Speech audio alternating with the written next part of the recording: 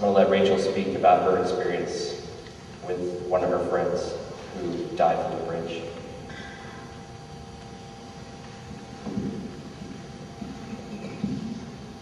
Maren Catalina DeVries.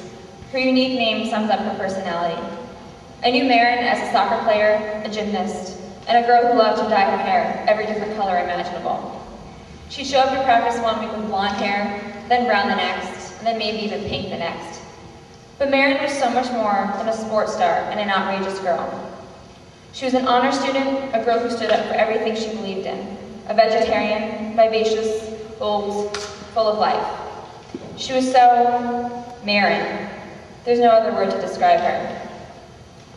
I can hardly say that Maren and I were close. Now, looking back, I wish we had been better friends, because I've come to realize how alike we are, and I believe that we could have had a strong friendship. Needless to say, I could always rely on Maren when it came to soccer. She never missed a single game, and rarely missed any practices. If Maren didn't show up for soccer, I would think the world was coming to an end. She was always there for her team. And what an amazing soccer player she was. She was everywhere the ball was. If I missed the ball, Maren's blazing number 12 jersey would fly by and save my neck yet again. Our coach used to say that Maren could have been on the varsity team at her school, although she never tried out for it. I agreed. There was something special in the way she played, a certain spark of consistent energy that everyone else was lacking. It was an absolute pleasure to watch her play soccer because she lit up the field wherever she went. The day of Sunday, May 7th, 2006 seemed like any other ordinary day. I arrived at our soccer game early in order to study a bit for my 4-hour AP biology exam the next day. But then my normally upbeat coach told the three of us that had showed up to sit down. He started pacing back and forth, and then I realized that something was wrong.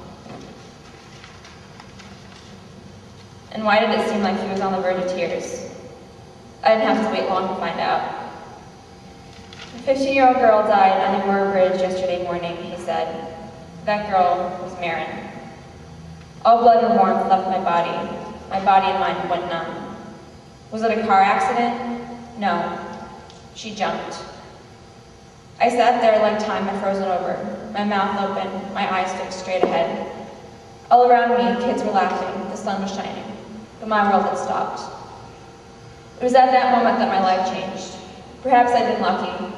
I'd never known pain before that point. But now pain was thrust upon me into the minds, eyes, and hearts of dozens of people I knew and loved. The images of that week will forever remain vivid in my mind. The moment I found out, the memorial held at that bridge that same night, where dozens of people gathered, lighting candles, sharing pictures, then memories, crying, laughing, shocked and hurt.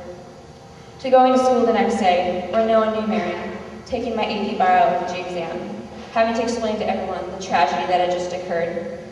To the visitation and funeral that Thursday, seeing my bold, vivacious, beautiful teammate and friend in a casket is an image I will never, ever forget for as long as I live, no matter how hard I try. It hurt. The hurt was unimaginable. The pain in her family's eyes, the gap in our team, never seeing her at another gymnastics meet ever again. Is it wrong for me to hurt because I didn't know her well? Should I feel this way for the loss of a friendship that never fully bloomed? 2 weeks after she died, I was told I should be over the loss. Now, a year and a half later, I am still told that I'm strange for feeling this way, for hurting so much for an amazing girl I never truly knew. And honestly, I feel slightly strange talking to you up here, because people have taught me to feel that my pain isn't justified, that I didn't know her well enough to be feeling this way. Is that true? Is it wrong for me to feel this way? The pain and loss will always be there in some way, shape, or form. What I've come to realize is that I can't dwell on this pain.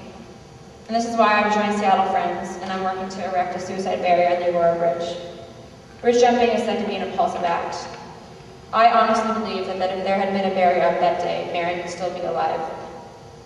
No matter how hard I try, I know I can never bring her back.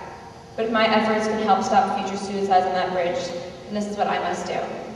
No one should have to experience what Maren's family has experienced. Our beloved number 12 will never play on the field again, but I know that her memory and spirit will always live on. And I know that I must push forth in life for her, incorporate her amazing characteristics into my own being, let her spirit live on in me.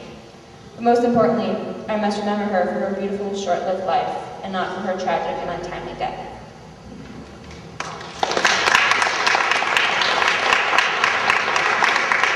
Just want to add, we have some literature over at the booth.